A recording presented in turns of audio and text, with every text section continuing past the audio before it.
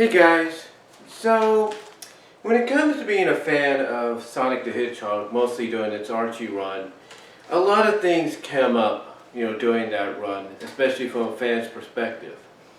And what I'm talking about is the fact that fans will notice and jot down certain things that really just stuck out to them. And sometimes they might miss a bit of information here and there, but they kind of get up to a good point, or at least express in their own way, how they feel about certain things. Now, somebody by the name, a fellow fan by the name of Wagner Mortis, or as he likes to be called, Professor Death, who's in love with Jupiter Fox, LOL. But Wagner Mortis typed something up and uploaded it on DeviantArt, and I'm not sure if he did it in other Sonic media, if you will. But he typed something up on, as I do that for a second, but he typed something up mainly on DeviantArt. He typed it up, put it on DeviantArt, and then I'm sure, again, I'm not really sure if he put it on any of the other Sonic media out there. But basically, he wanted to talk about couples. Now, one of the things he would do is rant on some things that I guess stuck out to him during the Archie Sonic run, and this was of course during the final year or so of the Archie Sonic run. But these are things he started noticing, years prior and up to the current time frame, that really stuck out to him as being, just nonsensical. It just didn't make sense. It was too convoluted or something. And here he talks about couples. And this is what he says, and I quote, he did this back in 2017, so his mindset may remain the same on this topic, but then again it might have changed slightly, we don't know.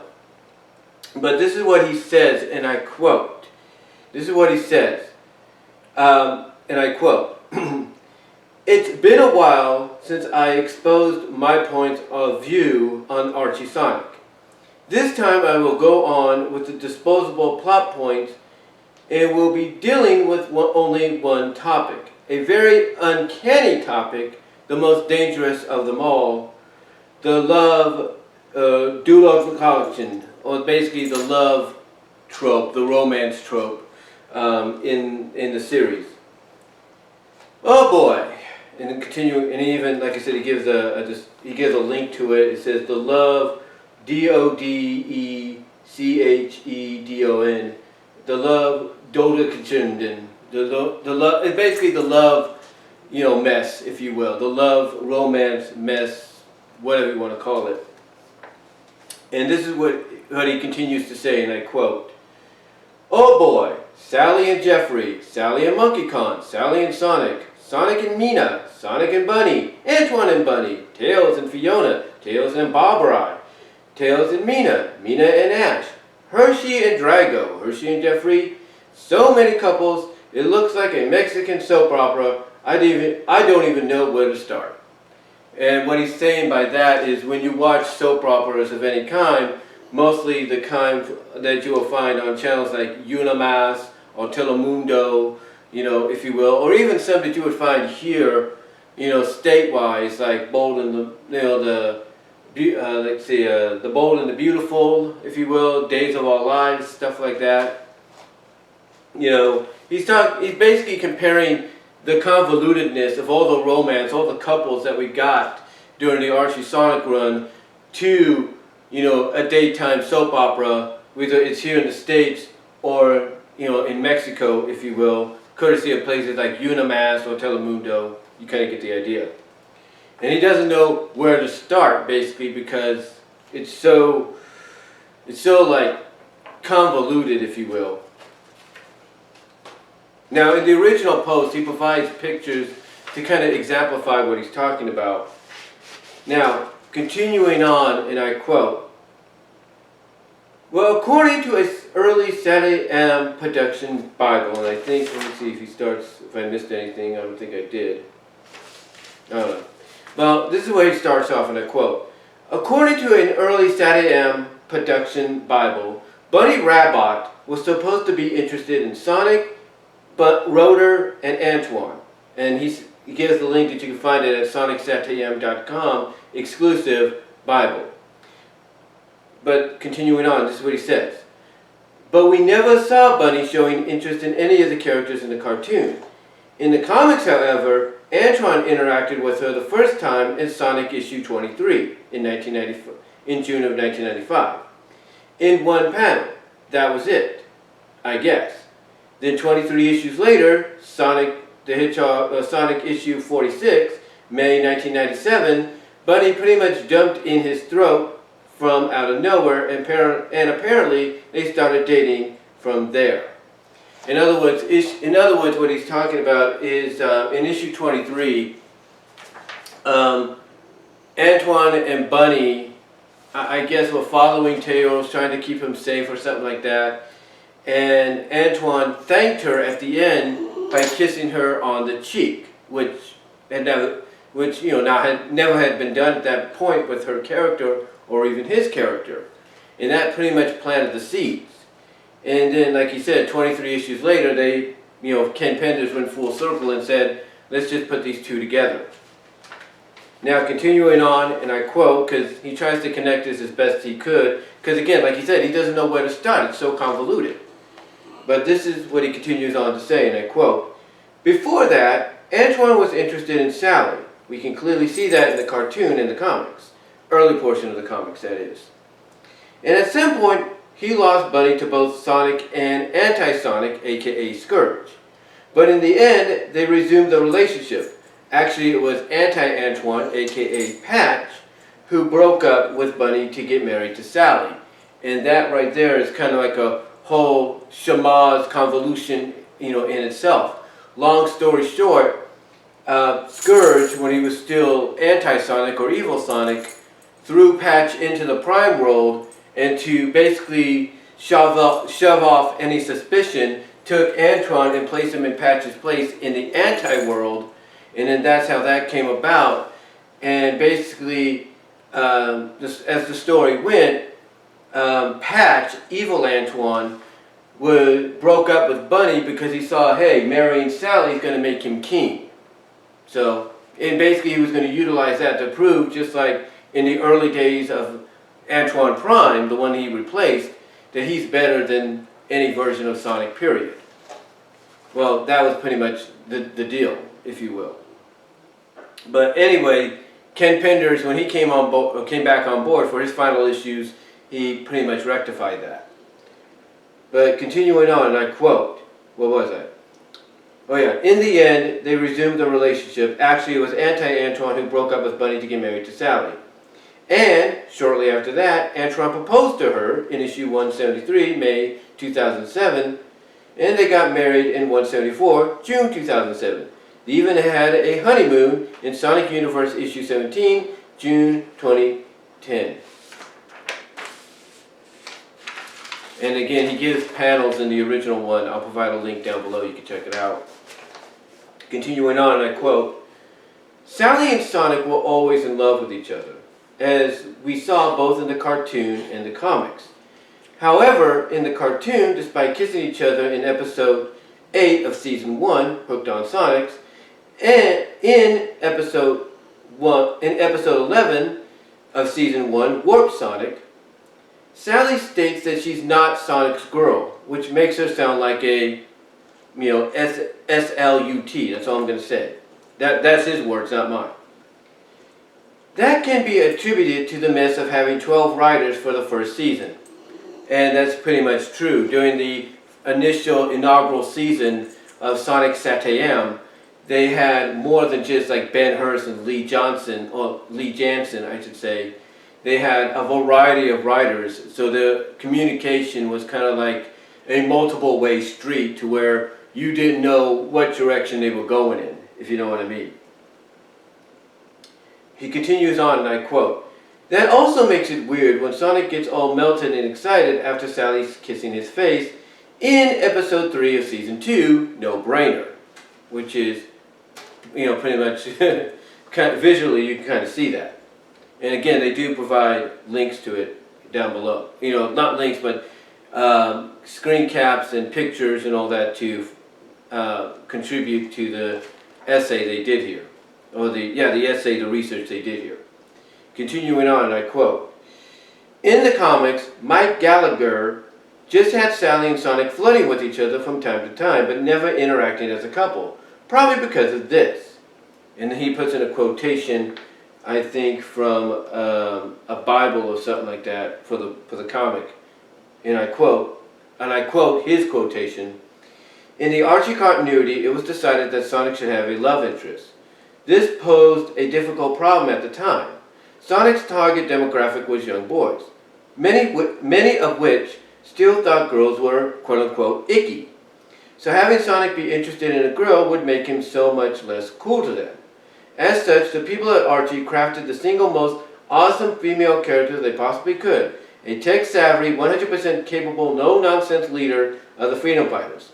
Looking back on it, the TV series was more about Sally than it was about Sonic. However, this worked, and for many young boys, Sally was their first crush. That's a powerful statement, and one that digs deep into the nostalgia centers of our brains." So what he's quoting there, and he puts it from gamebabble.wordpress.com from 2010. What he's quoting from, I'm assuming that article, what he's quoting from that article is the fact that Sonic, back even during his initial run or initial beginnings of 1991 to 93, was still looked at as a boys' franchise. You know, he wasn't looked at as a franchise for everybody. And it's kind of like it's kind of similar to like how Transformers and G.I. Joe were looked at as boy cartoons, even though G.I. Joe had female characters, strong female characters since the beginning, and Transformers brought the female demographic in around basically season 2 and mostly throughout season 3 and going forward since then.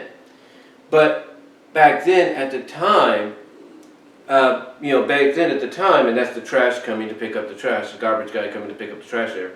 But at the time, back in the 80s, these were looked at for different demographics. They were looked at as being focused on different young demographics.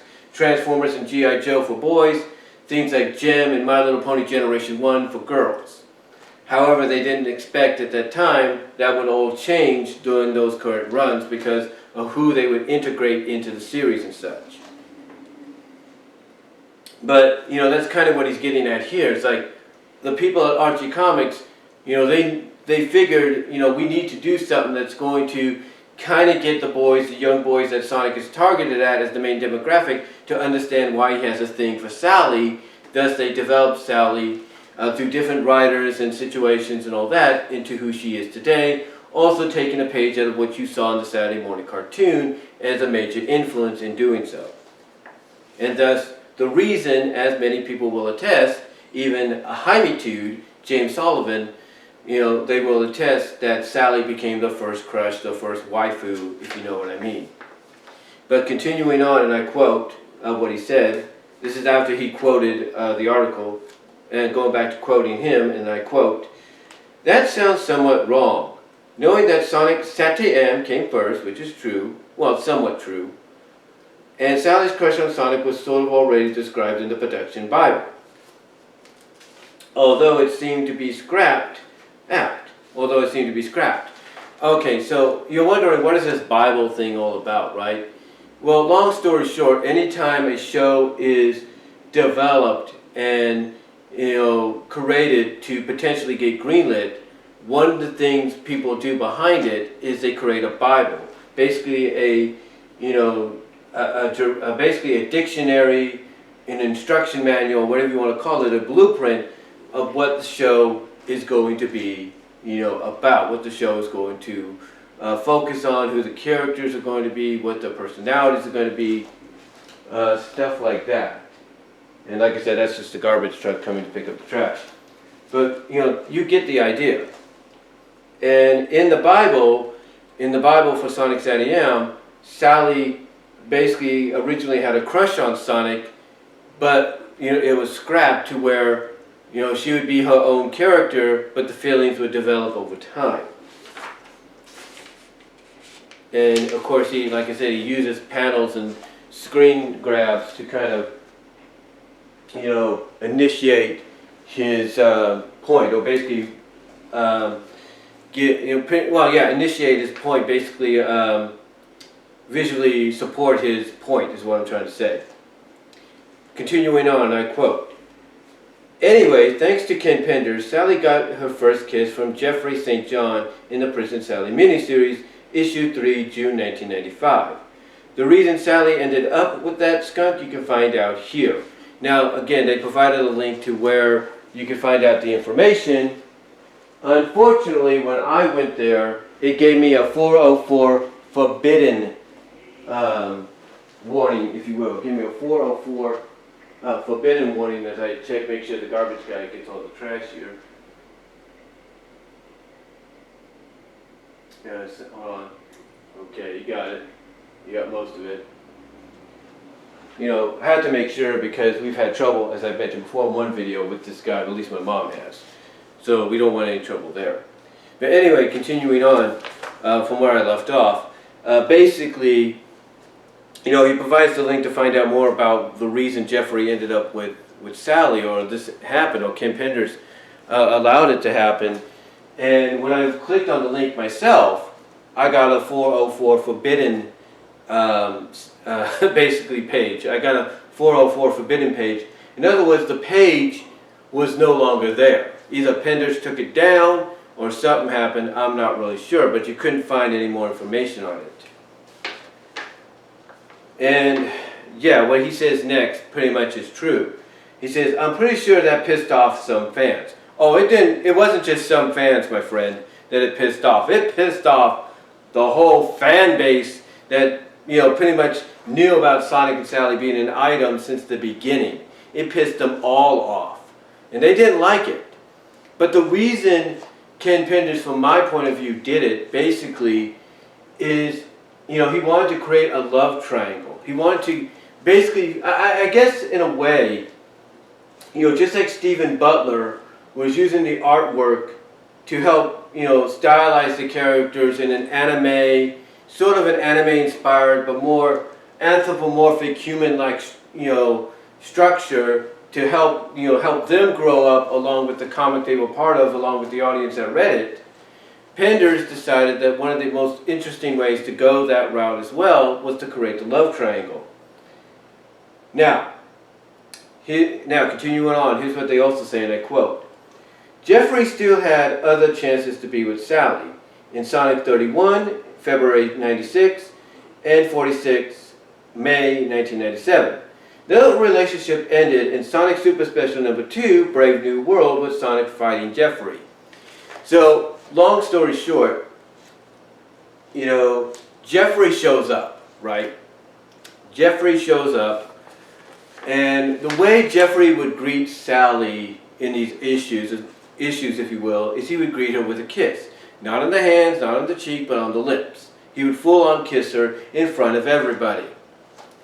And pretty much when, I think he did this in the second issue of Sonic Super Special series. When he did this in Brave New World, which is basically a 48-page, expansion or sequel to the whole Endgame situation. When he did it there, and Sonic came up from behind him, basically seeing what was going on, well, I don't think he really did it there, but the way he was interacting with Sally, didn't sit well, obviously, with Sonic. Because when Sonic comes up from behind him and he's like, "Oh, hey, mate, how you doing?" Sonic just rears back and goes, "Jeffrey, boom! I'm not your mate." Because basically he's had it up to here with Jeffrey trying to steal Sally. Even though I think in that panel, it wasn't a kiss as far as I know, but the way Jeffrey was acting was like, yeah, you're getting too close. And Sonic's reaction, some would say, was justified because, hey, you're messing with my girl, and, that doesn't sit well with me, kind of deal. Now, continuing on, and I quote, "That's amazing. Jeffrey kissed Sally 4 times in the comics. Want to guess how many times Sonic and Sally kissed each other? You're going to be disappointed. Keep reading." And a bit of spoilers, the initial number he put at this time, not counting 222 I guess, was 5 when it was really 6. So yeah, Sonic and Sally kissed more times than Jeffrey and her kissed, to basically cement the fact that Sonic and Sally were always meant to be, but still, I guess they forgot about that one panel, but maybe I'm wrong. But continuing on, and I quote, "Anyway, Jeffrey eventually started dating Hershey, Drago's ex-girlfriend, in Sonic 118, March of 2003. Hershey had a short and turbulent relationship with Drago, starting in issue 47, June 1997, and ending in issue 50, September 1997. Now, you're wondering what they meant by that. Drago was originally a member of the Wolfpack, but just like another character called Sleuth Doggy Dog, Robotnik had gotten to him, promised him power, promised him control of not just the Wolfpack, but of all freedom fighters, I guess, or something like that. And he's like, hey, I'm going to take that, and I know just how to do it.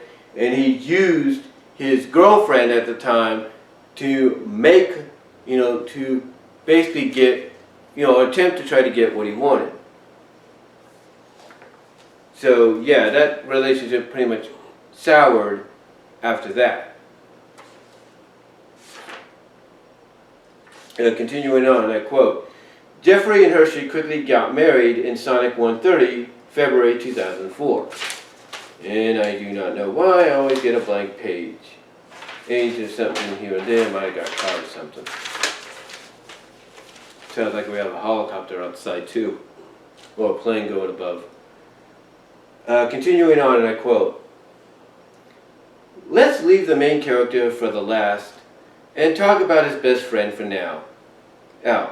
Tails," and the way they typed it up, you could tell that English is not, and I say this with all due respect, no offense, that English is not the primary language, but they did their best here.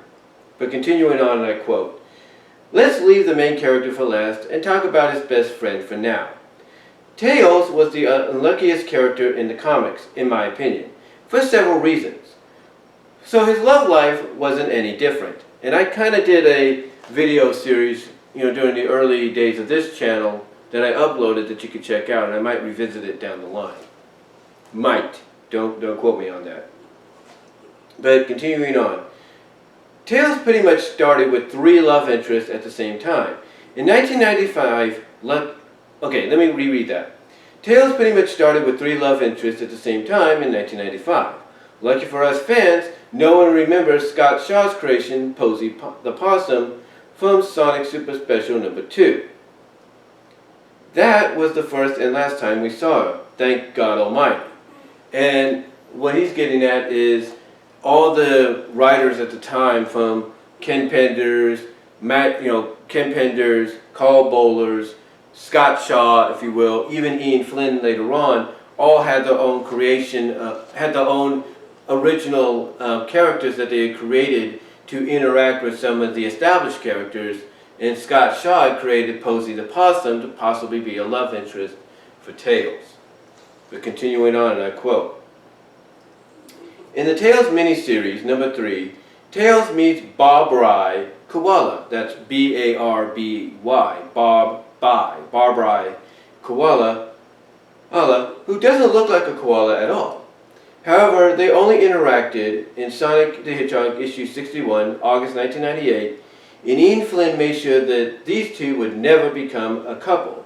And again, he provides a link to where when you click on it, yeah, it takes you to the Bumble King forums, or it takes you to the Bumble King page, but and the forums, if you will, the message board, but you can't find anything there. He pretty much got rid of that section. Maybe somebody archived it or something, I don't know.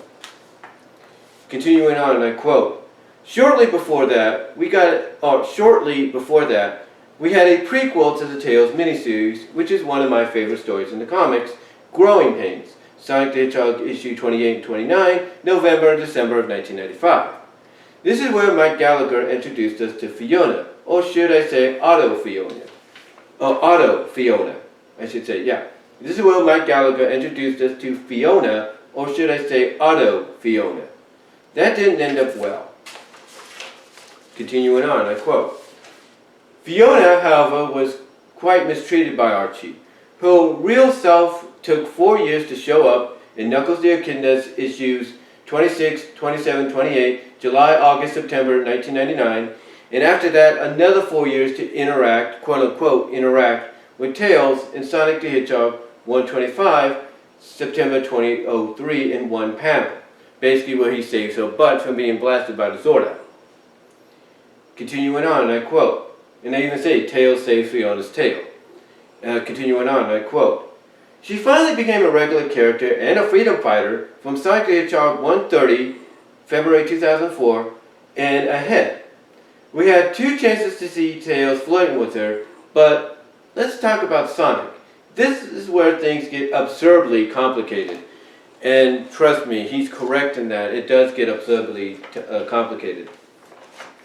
And again, they show panels to further the point as to what they're talking about, with Tails flirting with Fiona in 134, in May of, which came out in May of 04, and 153, which came out in November of 05. Continuing on, and I quote, Sally only, let me reread that. Let me read that. Sonic only kissed, let me start over, sorry. When you read things like this for quite some time, you kind of get a little flabbergasted. I do apologize. But continuing on, I quote, Sonic only kissed Sally the first time in the end of issue 50, September 1997, infamous Operation Endgame, although we only got to see this in the Sonic issue 6, Sonic Super Special issue 6 in 1998, the director's cut. And after that, they only kissed 5 times, if I counted correctly, until issue 134. Okay, so they were right. So, they did count correctly. What they're talking about is Sonic and Sally kissed each other 5 times before we got to 134. Yes, Sonic and Sally only kissed 6 times in the entire comic. So he does count 222 as well. And again, they show panels here to support what they're saying, to back up what they're talking about. But, well, Sally wasn't the only girl who wanted to be with Sonic. There's nothing much to say about Amy Rose. Carl Bollers apparently wanted to put her together with Sonic, but due to Sega's rules, Amy Rose is not supposed to neither date Sonic nor get over him. You can check a few of Bollers' ideas here, which is at archive.sonichq.net, and I did click on that one, and it does work, and it does give you a whole I guess you could say article on what Carl Bollers wanted to do had he continued on. Best case scenario for Son Amy fans, they had 2 non-romantic, and they put that in parentheses, non-romantic dates, and that was Sonic Super Special 08, 1998, where he's telling her a story from the past, and Sonic 207 of 09, December 09, at the end of the issue. And he did say, and he says this after the 09 deal, after showing a panel of Sonic issue 207, the end of it, in December, that came out in December of 09. He says this, and I quote, Amy didn't realize that Sonic is only going out with her because he had no other choice. In other words, because of what was going on with Sally and Monkey Kong. Continuing on, and I quote, things started to get complicated for Sonic when Mina Mongoose, who was introduced in Sonic 76, November 1989, realizes that she has quote-unquote mongoose speed, and saves him, saves him in Sonic the Hedgehog issue 90, January 2001. From there, she pretty much spends issues 93, which was in April of that year, 94, which was also in April of that year, and 96, which was June of that year, trying to approach him until in issue 99, which was September of that year, she finally gets what she wants. And what they're talking about, and again they have panels that support it, is Mina was, I guess you could say trying to fill in the role. I guess that's what Bollers and Penders was trying to do with Mina, is they were trying to have her fill the role, if you will, of what they wanted Amy to be, but Sega wouldn't allow it. So they took Mina, mostly Bollers, and had her kind of fill in that gap of, okay, this is what I wanted Amy to be, but because of restrictions, I'm going to take this character and do that. And what it was in issue 99 is she ended up kissing Sonic right, unknowingly, right in front of Sally. Now, continuing on, and I quote, and again, they have stuff that provides, a backup to what they're saying. Continuing on, and I quote, "There are several problems here. First, Sonic was still dating Sally.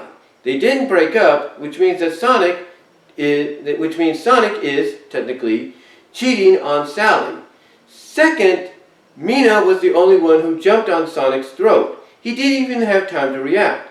Third, Sally saw that and she wasn't very happy," which again they have panels to prove that, and it's true because she just suddenly kisses him out of nowhere, and Sonic's reaction is like, what the, he doesn't know what to do. She just does it because she's infatuated with him. She's basically filling in the role that Amy, again, that basically it's the role that Cole Bullis wanted Amy to fill in, originally, but because of Sega's mandates, he couldn't do it. Continuing on, and I quote, despite Sonic pushing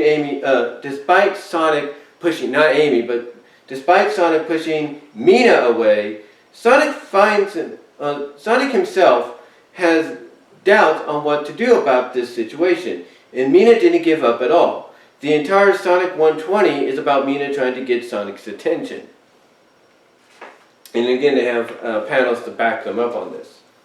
Continuing on, I quote, "It's quite amazing how the love story between Sonic and Mina was far more developed than his relationship with Sally.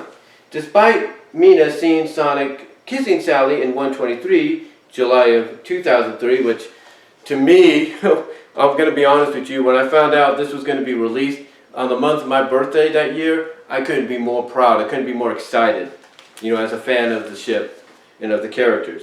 But continuing on, I quote, "Despite Mina seeing Sonic kissing Sally in issue 123, which came out in July of 03, even after taking a bullet to save Sonic's life, Sally's life, she still had enough strength to declare her love for Sonic."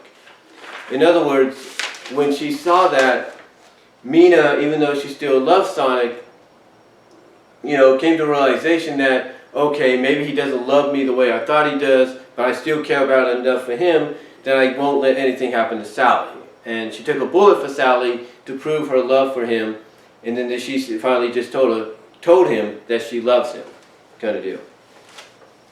Anyway, continuing on, I quote, "We never get to know what happened to her since Sega requested an adaptation of Sonic Adventure 2. When Sonic comes back from space, he eventually finds out in 134, May 2004, that Mina is fine." Well, actually, she was fine even after that because we saw her in the crowd shot going into battle to protect Mobius from the Zorda in the Quartum Dial. So that's a little bit of a correction there. But he finds out that Mina is fine and she's dating Ash Mongoose. That's the same issue that probably costed Carl Bowler's job. Yes, the infamous quote-unquote slap. And what they mean by might have cost Carl Bowler's job is, I go get something to drink for a second, hold on.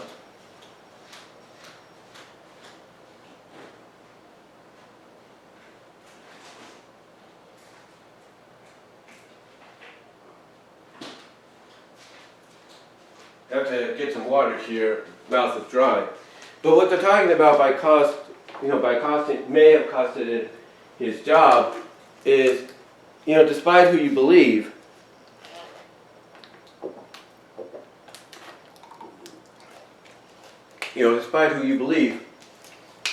basically the slap visually did not help the likes of Carl Bowles or even Jonathan Gray because of the way it was designed.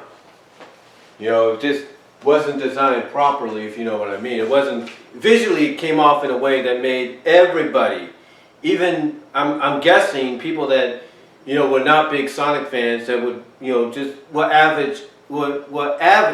casual, I should say, comic book readers, be turned off by the fact that why would they put this in here kind of deal. But continuing on, and I quote, "That's when Sally broke up with Sonic. His story with Mina only ended officially 20 issues later at Sonic number 154, probably because Ash is way too jealous. I would be too if I was him."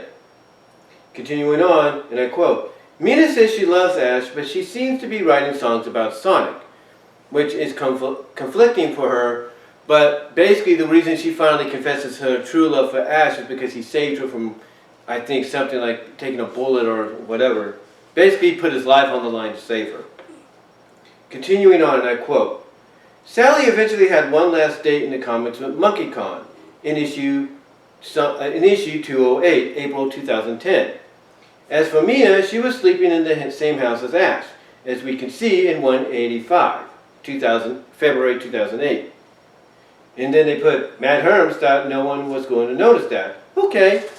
Or no, they put in a question of Matt Herms really thought no one was going to notice that? Okay. Now continuing on, and I quote, "So that takes care of Mina, Amy, and Sally. The next one on the list is Bunny Rabbit. But explaining this is complicated. To make it short, Bunny, quote-unquote, accidentally dated..." Okay, let me reread that.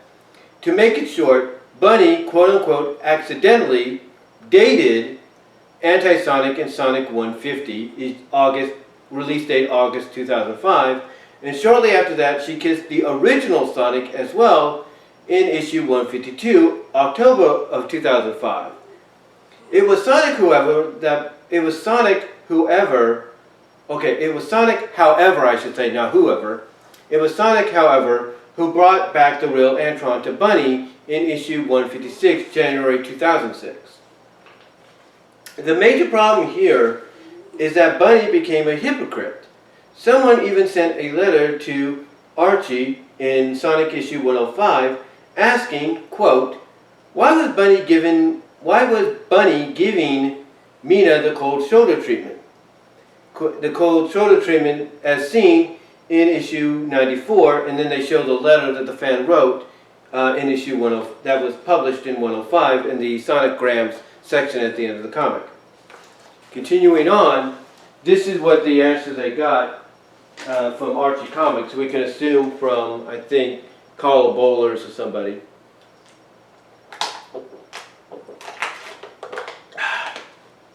Get some water there. Wet my thirst, if you will. Okay. The answer they got back from the editor, which I'm assuming might have been Penders or Bowlers or wherever, the answer they got back was, quote, Bunny knows that Mina is interested in Sonic, and since Sonic is her best friend's boyfriend, he's, and they put this in capitals, off limits. Way to go, Archie. So in other words, what they're saying is that because of the fact that later on, because the cold shoulder was in 94, and then Bunny kissed Sonic, I think, what was it? In issue 52, almost about 38 issues later, the reason Professor Death, as he calls himself, says Bunny is a hypocrite, is because of the fact that when she gave Mina the cold shoulder, and because of the fact that as the editor answered the question, she still viewed Sonic as Sally's boyfriend. In other words, Sally being her best friend, she didn't like the fact that Mina Mongoose, this new girl, was coming on to Sonic while Sonic was still technically dating Sally, and basically she felt like, yeah, girl, read the room, read the face, stay away from this guy, he's off limits. Or something like that. And then they put, way to go, Archie, because basically what he's saying here is when you compare the two, you basically made Bunny look like a hypocrite. Like Bunny unknowingly in 150, thinking she was with Sonic, was actually with Anti-Sonic, but because she thought it was Sonic, if you will, basically made her look like a hypocrite for what she said to Mina not that while back, or the way she treated even Mina gave Mina the cold shoulder not that long back. And then, of course, what happened in 152 as being another thing as well. But they do explain that the expression that Sonic was supposed to have was supposed to be one of like, okay, I'm surprised by that. Like his eyes were supposed to be open, you know, kind of like with the Mina situation, but whoever, you know, did the artwork at the time didn't get the memo, if you know what I mean. Now, continuing on, and I quote, but yeah, that's basically what they meant by the fact that the major problem here is that Bunny became a hypocrite. Someone even sent a letter to Archie asking why Bunny was giving Mina the cold shoulder treatment in issue 94, and then again they show the letter that was published 11 issues later, and basically the answer was Bunny knows that Mina is interested in Sonic, and since Sonic is her best friend's boyfriend, he's off limits. That's the answer basically that they gave back to the fan that wrote the letter that got published. Now continuing on, and I quote, before we get to the last story involving Sonic, it's necessary to quickly explain what happened to his evil counterpart, Anti-Sonic. In issue 150, he dated Bunny Rabbit as shown above. Again, they have panels that basically back up what they're saying. And Amy Rose, confirmed once in Sonic 151 and twice in Sonic 172. Yes, Sega's rule was broken. In Sonic issue 151, it's revealed that he dated Anti-Sally, which I think her name became Alicia, Anti-Bunny, and Anti-Penelope. In the end of that issue, he also dates Rouge. The last piece of the puzzle is Fiona Fox. Here we go. And again, they show more panels to support the discussion on this, you know, why they're putting this together. Continuing on, and I quote, like I said before, Archie mistreated Fiona a lot. It was Ken's idea that she should hold a grudge towards Mighty and Sonic because she believes that they abandoned her in a prison camp, Knuckles issues 23 to 28. However, it was also his idea that she should date Sonic to test his friendship with Tails. Unfortunately, I couldn't find the source, either interview or form entry, where Penders himself states that. In other words, what they're saying is that Penders, but they can't find any evidence of this anywhere, originally had two ideas that he went with Fiona. One, that she would hold a grudge against Sonic and Mighty because she believed they abandoned her in a prison camp, but they didn't because they didn't even know she was there. And then later on decided to, I guess, try to rectify that by having her date Sonic to test Tails, his relationship, his friendship with Tails. Continuing on, and I quote, so here it ends the friendship, so here it ends the friendship of Sonic and Tails in Sonic 155. The hatred only ends, maybe, in 179. Now, again, Sonic 55, January 2006, 179, October 2007. Continuing on, I quote, Fiona still dates Sonic in the end of Sonic 156, February of 06, and in the beginning of Sonic 160, May of 06. But it's revealed eventually in Sonic 172, April of 07, that Fiona has been cheating on Sonic with his counterpart, now known as Scourge the Hedgehog. To make sure that we readers understand that she's an evil SLUT, Fiona slaps Tails for no apparent reason. After that, Fiona and Scourge teleport away via Warp Ring, and possibly they stay together to the end of Sonic issue 32, November of 2011. The main problem with that relationship, Fiona has trust issues. And again, they show more panels to support this. She gets burnt all the time. To fix that, she decides to trust the one character no one trusts at all. And continuing on, I quote, the relationships in present time are quite confusing and troublesome. As for the relationships in the future, Mobius X years later, which is 25 or 30, Sonic married to Sally. Okay, let me reread that. Hold on. Let me read that. The relationships, and I quote, the relationships in present time are quite confusing and troublesome. As for the relationships in the future, Mobius X years later, which is 25 or 30, or both, depending on which one you choose, Sonic married to Sally is fine. Knuckles with Julie Sue sounds right. But Tails with Mina? How did it happen?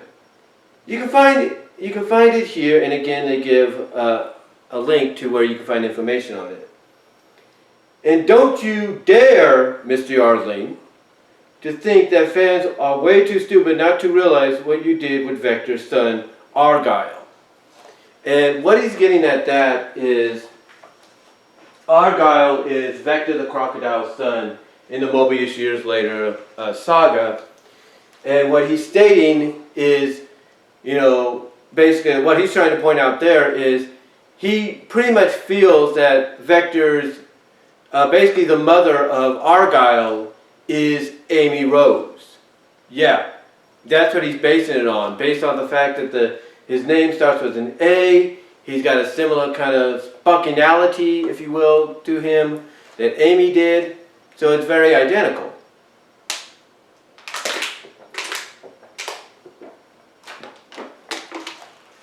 So, yeah. Basically, that's what he's trying to point at. And he confirms it in a moment. Hold on. He confirms it in a moment. As I get down to it. And let me reread that just to clarify what I mean. And he says, and don't you dare, Mr. Yardling, to think the fans are way too stupid not to realize what you did with Vector's son, Argyle, in Sonic Universe number 7, August 2009. No one knows who Argyle's mom is. Yeah, right. And continuing on, I quote, there's nothing much to explain about the other couples. Knuckles never dated anyone aside from Julie Sue. They shared their first kiss in Knuckles 28, September 1999. Rouge only dated Locke to create a diversion. Rouge only dated Locke, Knuckles' father, to create a diversion so Anti-Sonic could steal the Master Emerald in 151, Sonic the Hedgehog, September 2005. Snively only had Regina Firm, aka the Iron Queen, who's cheating on her husband, the Iron King, a bull. Ramo the Hedge, Amy's cousin from Soul America, quickly got married. Let me try to get this untangled enough. Quickly got married to Mary Ann. Prince Charming got married to Princess Safan. I said Tails was the unluckiest character in the comics. I take it back. Charming had the worst life possible. And there's a lot of speculation that Dr. Fentilius got married to Linda in the future. So, okay, now continuing on, I quote, so what to do about all this? First of all, remove the access. Now what he's going to do is kind of simplify the relationships as he would have done them in the comics. Like any of us, like if any of us had the opportunity to go back and rewrite the stories, we would try to simplify things, from, certain standpoints. And this is what he's doing here, and I quote, so what to do about all this? First of all, remove the access. There's no need for Posey and Bob Bry to get involved with Tails. There's no need for Bunny to date Sonic and Anti-Sonic. There's no need for Sally to date Monkey Kong or even Jeffrey, actually. Second, develop the initial relationships. Sonic and Sally, Antoine and Bunny, Tails and Fiona. Third, either put Tails together with Fiona in the future or develop his relationship with Mina in the present time. And do not imply that Amy Rose had sex with a crocodile, for God's sakes. So there you go. That's pretty much why he says, what he did earlier in this by saying, yeah, you don't think we don't know who Argyle's mom is? Give me a break. And continuing on, I quote, I wish I could elaborate more on these issues, but I don't want to change the quote-unquote essence of the stories. For instance, I would have Tails with a crush on Amy at the very beginning and push Tails towards her until he met the real Fiona. With this, I could work on a solid friendship for Tails and Amy so they could be supportive to each other when Sonic and Fiona started dating, thus adding more depth to both characters. I would also let Sonic date Fiona, let me reread that. I would also let Sonic date Fiona, but rewrite every dialogue and a few panels involving Tails in that. Let me reread that, and I quote. I would also let Sonic date Fiona, but rewrite every dialogue and a few panels involving Tails in them. For example, in Sonic 155, when Tails finds out that Sonic is dating Fiona, I would have Tails confess his feelings for her, and then have Fiona asking Sonic if he knew about that, to which Sonic wouldn't reply. Fiona would realize from there that she couldn't trust Sonic and walk away, worried about what Tails is thinking about her. Another example, in 172, instead of the sarcastic Fiona, I would erase her lines and change her expressions. She would slap Tails, but later I would reveal that she didn't want to do that. She only did it to get Scourge to trust her, a decision she would regret later. Plus, since she only dated Sonic once in this version, she wouldn't be cheating on Sonic, which made her look like a SLUT. Or SLUT. Now continuing on, and I'm finishing up here. Well, I wrote too much. I'm tired. Maybe I'll give more examples in another entry. For now, this is more than enough, at least for who's curious about all the drama that happened in the comic. And you want to know how many pages this is in total without the panels? Because I copied and pasted this onto Microsoft Word. Microsoft Word gives you 3 different options. Paste it on there as its original format. Paste it in there where it's like this, but it has the pictures, or you just go with the text. I went with the text. Just the text, if you will. But yeah, you want to know how much this is in total, folks? 13 pages. And if you add the pictures, you're looking at maybe 16 to 18 pages. Yeah. But you know what? I gotta give them credit. I gotta give them credit where it's due. I mean, basically, long story short, they did their best to kind of, give their opinions in their own way as to how they viewed all this romance stuff that happened in the comics, during the Archie run. I mean, let's be honest, not everybody was a fan of it. I mean, at first they were, and initially still were, towards the end, but in reality, not everybody was. I mean, even Ian Flynn has gone on record and saying he didn't want to deal with it anymore because it got too convoluted. It got too confusing. And, here, Professor Death, as he calls himself, or Wagner, V-A-G-N-E, Wagner,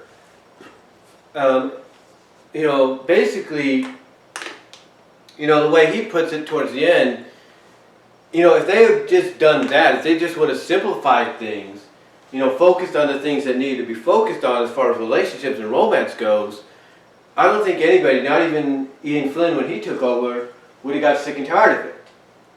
I mean, obviously you could tell that Wagner, Professor Death if you will, is a fan and a supporter of Tails and Fiona. And he pretty much comes up with several good solutions as to how to, get that relationship off the ground. It's like you either, get Tails to date Fiona, get that done with, and have them be together in the future. Or if you're determined to put him with Mia, then you work that relationship in the present time so that, them being together makes, so them being together in the future makes sense. And whether or not it's an alternate future or not, or alternate dimension or not, it would still make sense. But yeah, again, he's right. I mean, it's definitely a confusing, conflicting thing as I check the time here. But yeah, he's right. It's a confusing, conflicting thing. I mean, I'll be honest with you. I would not want to be in Ken Pender's shoes. What I'm trying to say is, if I'm going to be honest, because I've been doing this for an hour now almost, and so I'm going to be shutting down this video in a moment. But if I'm going to be honest, I would have not been in Ken Pender's shoes. If I knew that part of what I wanted to write to make the comic more realistic, more, grown up in a sense, I would have not gone and made things. Again, I would not want to be in his shoes when he did this. Because honestly, I would not want to have made things too convoluted. I mean, you know, I talked about earlier at the beginning, and they even mentioned it as well, that the confusion, the first season that Sonic SatAM had, you know, basically, you know, was just, as I put it, a multi-way street, if you will, where communication was going one direction and another direction, just going all over the place until it got simplified in season 2, thank the Lord. But yeah, it was like, you know, it basically feels the same here. It feels the same way when you look at the comics, because honestly, Wagner, if you will, VM, I'll call him VM, he simplified it at best, you know, towards the end. It's like, you take away the access. You don't make things more convoluted than it is. It's like, if you're going to focus on something and make it, you know, what you want it to be, then you go that route. You don't make it too convoluted. And if you're working with multiple other writers, then you try to make the communication a two-way or one-way street, or a two-way street. Like, you basically tell them, okay, like if I'm Ken Penders, and again, this is what he's talking about, you know, getting rid of the access. If I'm Ken Penders, and I'm like, okay, here's the plan, you know, for romance in the comics.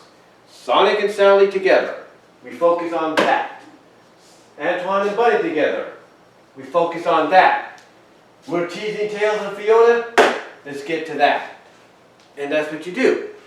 You just, you put, as far as relationships go, along with Julie, Sue, and Knuckles, like, okay, here's, like, let's say from here, you go, basically you put it in a chart, a simplified chart of romance in the comic that you want to focus on. Sonic and Sally, right there. Antoine and Bunny, right there. Knuckles and Julie Sue, right there. And then Tails and Fiona are right there. You kind of get what I'm saying, right?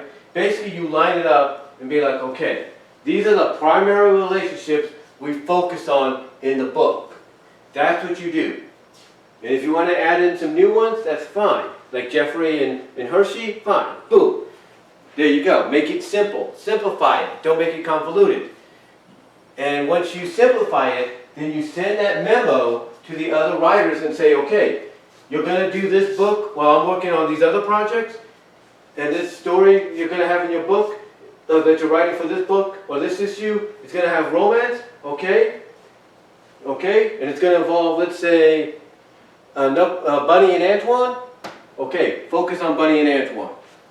Or, okay, you're going to do a story that involves Tails and Fiona, and maybe starting something there. Focus on that, and don't change anything. And that's all you would have to do to make it less convoluted. Just basically line up, you know, put on a blueprint, the couples that you want to focus on in the book, and go from there. That way there is no convolutedness, there's no confusion. Even the longest running comics out there from Marvel and DC have romance in there, but guess what? They simplify it by removing the access and focus on the primary. Focus on the relationships that fans want to see, or that at least you're teasing and alluding to. You do that, and fans will be more than happy to support you. Fans will be more than happy to embrace, you know, these couples, these romance. You know, they won't get to a point for them to be so, you know, bleh and confused and wondering what the heck is going on deal. They'll be more accepting of it. Even Ian Flynn, when he came on board, would have been more, you know, relieved, like, oh, okay, you know, I could take this blueprint and work with that in my own way. And he would have.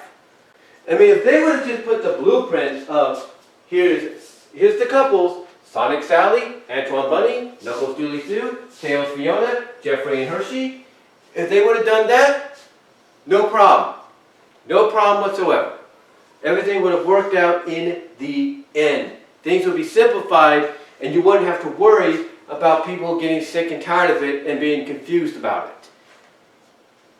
So overall, you know, that VM has a point in what they said here. And the way they simplify it at the end is perfect. It's absolutely perfect. And again, all it would have took was just blueprinting and highlighting the relationships that you want to focus on. Like Sonic and Sally, Knuckles, Julie Sue, Tails, Fiona, you know, Jeffrey, say John Hershey, Bunny Rabbit, there you go. Or if they wanted to go the Tails and Mina route, well, then fine. Then go Sonic and Sally, Knuckles, Julie Sue, Bunny Antoine, Jeffrey Hershey, Tails, Mina, there you go.